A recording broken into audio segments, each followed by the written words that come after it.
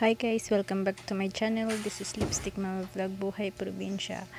Guys, ayan pala ako is ang gagawin ko today is maglinis ako ng aming bahay dahil meron tayong baby para makaiwas tayo sa mga alam mo na bacteria, germs at kung ano-ano pang ibang tawag kasi may baby ako. Meron kaming baby. So ayan, naglinis ako ng kanyang walker. Tapos pati sahig at saka yung lahat ng naaabot niya. So ang ginagamit ko palang panlinis is yung ano yung siya, chlorine yung nasa bote ng water bottle.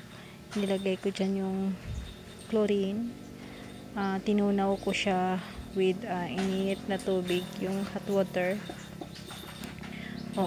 Tapos yan linis ako ng linis dyan sa kasi mahirap na magkasakit, diba? So kahit naman tayo malalaking tao, lalo na pag may ubo, tapos tatakip tayo ng bibig gamit ang kamay, tapos hahawak sa kung ano-ano hahawakan, lalo na may baby, diba? So ayan, nililinis ko yan lagi. Ginagawa ko to siya guys once a week. Tapos ginagawa ko tong may chlorine na once a week.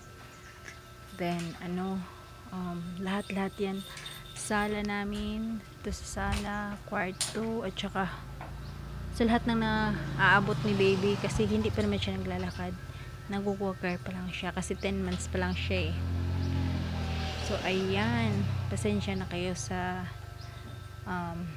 akin dahil ayan, pagod na pagod yan dahil si baby is nasa tindahan at this moment. Kaya yun, pinupunasan natin yung upuan kasi alam mo ba yung ang bakterya na E. coli, yung E. coli is galing yan sa mga tae-tae. Tapos yung natin, lalo na pag mga tayong mga may edad na, tapos hindi tayo nag-alcohol, so kami hindi talaga pwede yun. Meron talaga kaming alcohol, hindi kami nawawala ng alcohol, lagi kami may alcohol pagkagaling kubeta, alcohol pagkagaling ng may hinawakan sa labas, pagbalik ng bahay alcohol. Kasi medyo nadadala na tayo, diba, sa mga nangyayari dito sa ating simula nung COVID, diba? So ayan, so ang gagawin ko dyan, ang bakterya kasi sa laway is ang tawag nun is Staphylococcus aureus. So yun siya, syempre pagdikit, tapos lalo na pag may ubo, diba? So yun ang delikado. So ayan, linis ako ng linis dahil ayaw ko magkasakit, dahil dito sa amin mahal ng gasolina pag pupunta ka ng gusto mong pa-check up, diba? So mahirap na magkasakit, so iwas na lang. So ayan yung doorknob, ko na, nililinis ko yung doorknob namin.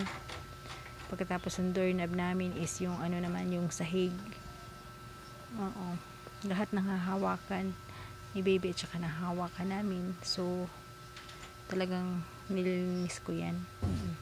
Tsaka lagi kaming nag-alcohol, wala kaming oras na hindi kami nag-alcohol, basta may lalabas galing sa kubeta, pagkatapos kumain, kung talaga alcohol talaga yan. Hindi sa kaatihan, gusto lang talaga namin yung yung wala ka bang masyadong bakteryang hahawa, diba, nadadala. So ayan, meron akong, ang gagawin ko dyan is magmamap ako dyan sa sahig. Gagamitin ko yung alam mo yung basahan, diba, yung basahan na tela, yan, yung pang pot holder yan kaso lang ito siya makapal, yun ang ginagamit ko. So linis yan, linis hanggat sa parang exercise na rin, diba? So hindi pa ako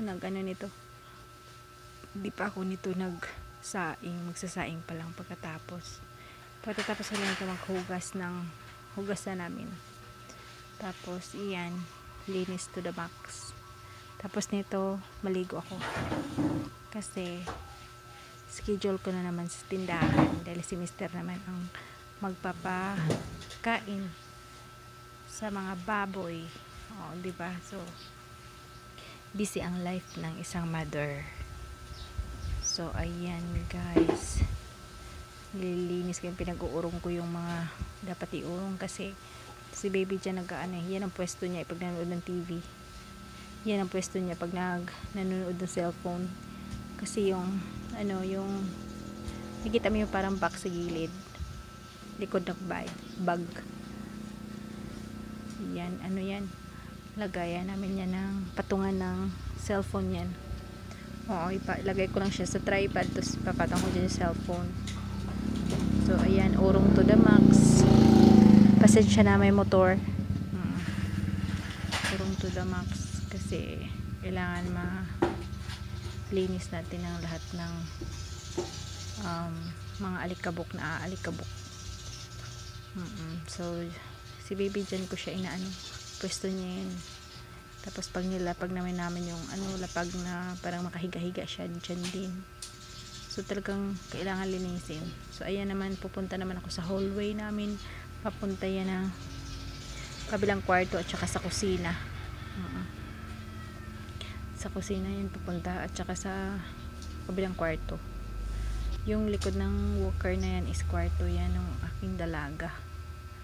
So ayan, pupunta tayo ng kusina sa kabilang kwarto.